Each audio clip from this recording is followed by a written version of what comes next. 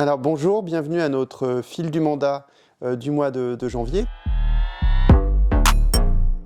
sur lequel on revient sur toute notre activité parlementaire et on fait aussi un peu un point politique. Alors je vais évidemment commencer par le point politique essentiel, puisque je fais cet enregistrement en pleine bataille sur les retraites, et cette bataille est la mère des batailles. Alors pourquoi ? Parce que d'abord les enjeux sont importants. Ils attaquent le système des retraites parce qu'ils attaquent globalement le système de la sécurité sociale. Il faut savoir que la sécurité sociale, c'est 600 milliards d'euros qui sont gérés, initialement qui étaient même gérés par les partenaires sociaux, patronat et syndicats, indépendamment de l'État. Depuis 1995, malheureusement, l'État a repris la main sur une partie de la gestion de la sécurité sociale, mais ils veulent, et je pense que c'est vraiment l'objectif de la loi, ils veulent à terme qu'une partie de cet argent soit gérée par le capital et non par nous.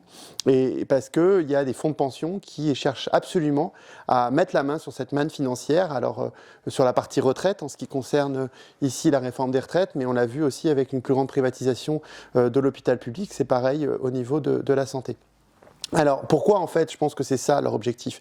Parce qu'évidemment, ils disent qu'ils veulent sauver le système, mais en réalité, la réforme qu'ils font, c'est-à-dire en reculant l'âge de la retraite de 62 à 64 ans et en augmentant le nombre d'années de cotisation, de 42 à 43 ans pour avoir une retraite complète, en réalité, on fait baisser les pensions.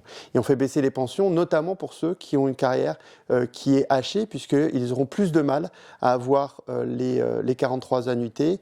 Et en fait, on diminue les pensions parce qu'il y a moins de surcote, puisque avant, les gens qui partaient à 64 ans, du coup, bénéficiaient de ce qu'on appelle une surcote, c'est-à-dire qu'ils avaient une retraite un peu plus élevée que prévu.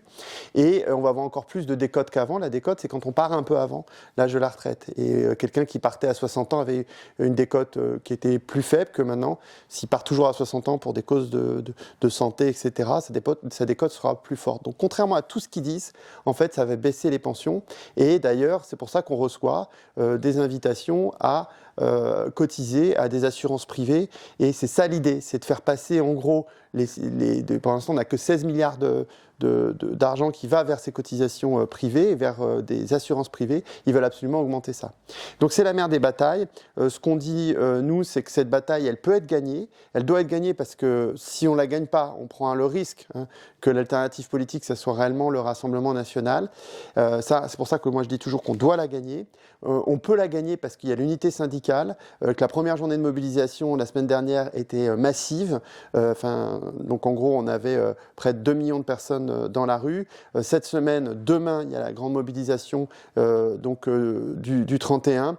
Je pense qu'on sera encore plus de 2 millions de personnes dans la rue, mais ça ne suffira pas. Je pense que vu l'importance de cette bataille, si on veut gagner, il faut absolument que le pays se mobilise dans son entièreté sur plusieurs jours, et donc ça passe par des grèves générales et reconductibles à partir du 31.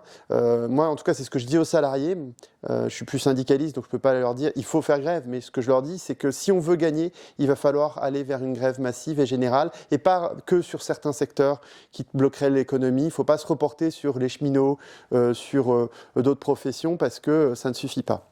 Donc c'est ça un peu le moment politique, et ce moment ça arrive à l'Assemblée, puisque c'est cette semaine aussi que la loi commence à être examinée à la Commission des affaires sociales, et à partir de la semaine prochaine, ça va commencer à être examiné en séance. Donc tout ça va aller très vite. C'est une guerre éclair, et il nous faut une mobilisation éclair, puisque mi-mars, tout ça sera fini. Donc ça, c'est pour la mobilisation sur les retraites.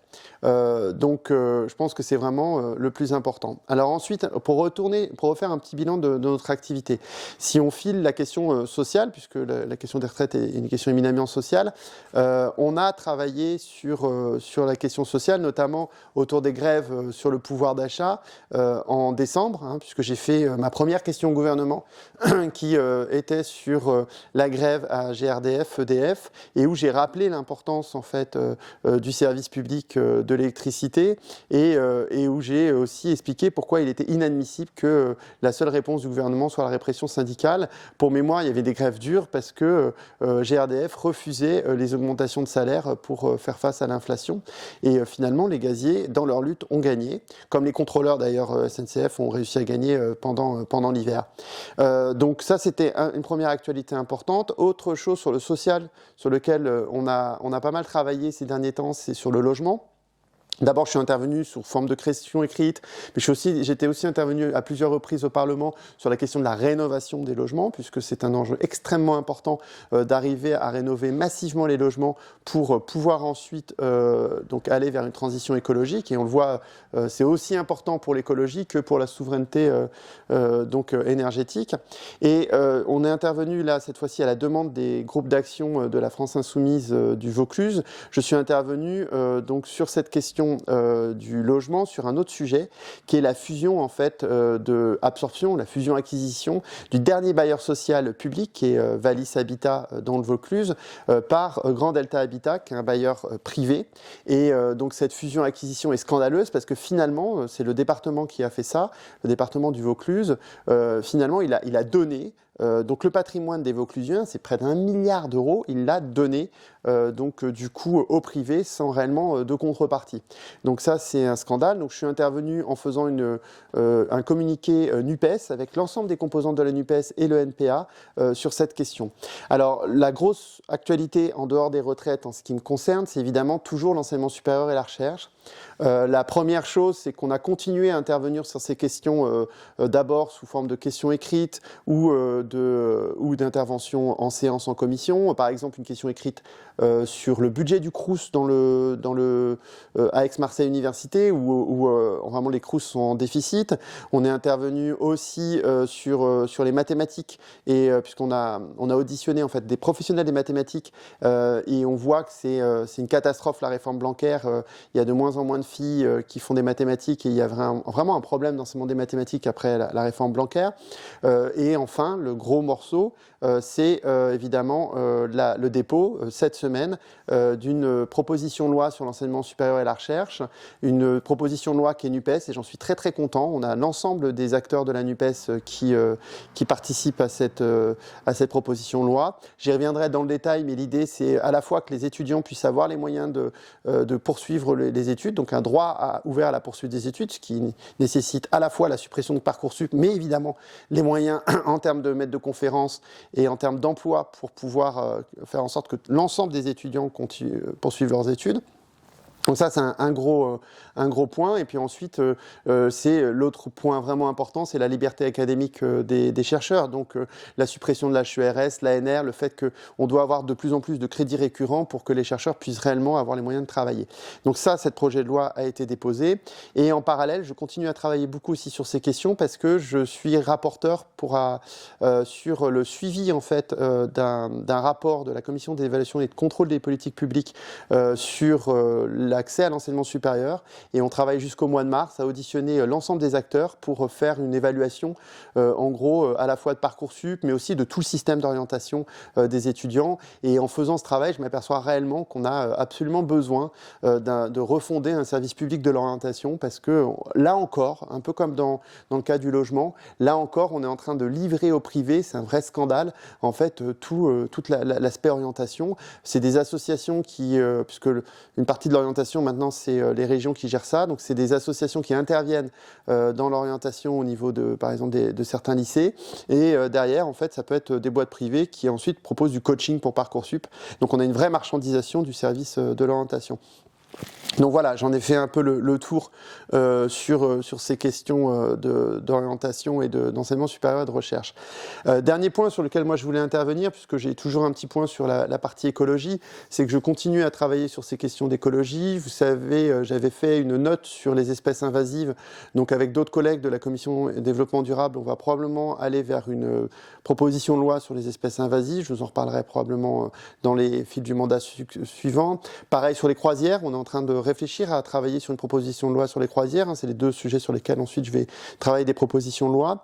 Et on est intervenu notamment dans le Var, donc c'était en fin décembre. On est intervenu dans le Var pour essayer de rendre public un scandale. C'est qu'on a une zone qui est Natura 2000, qui est aussi une réserve d'eau absolument importante pour la région et qui va devenir une mine en fait à ciel ouvert en dépit de toutes les procédures faites par les associations écologiques pour éviter ça.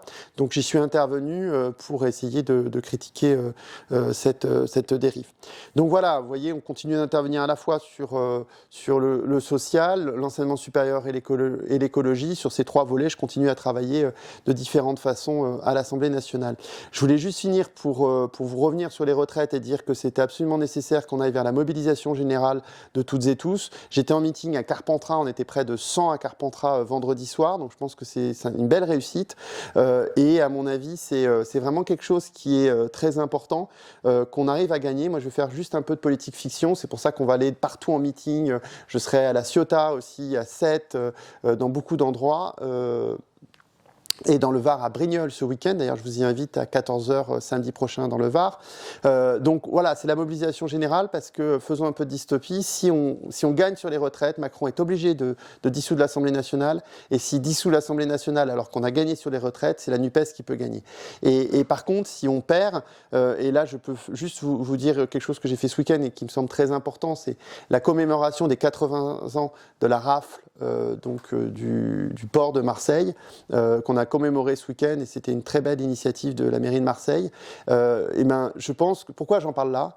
Parce que cette rafle a été menée par la police française avec les SS, et donc c'est ce à quoi aboutit le racisme et le fascisme. Et vous voyez où je veux en venir, c'est que si on échoue, c'est ce qu'on appelle les passions tristes qui gagnent, c'est-à-dire que si l'espérance échoue là, à faire un autre monde plus juste socialement et écologiquement, à l'arrivée, on peut craindre que ça soit plutôt le fascisme, comme avec Trump ou Bolsonaro, et la haine de l'autre qui gagne, et on voit où ça mène cette haine de l'autre. Ça peut conduire à la barbarie la pire, et c'est ce qui s'est passé à Marseille en 1943.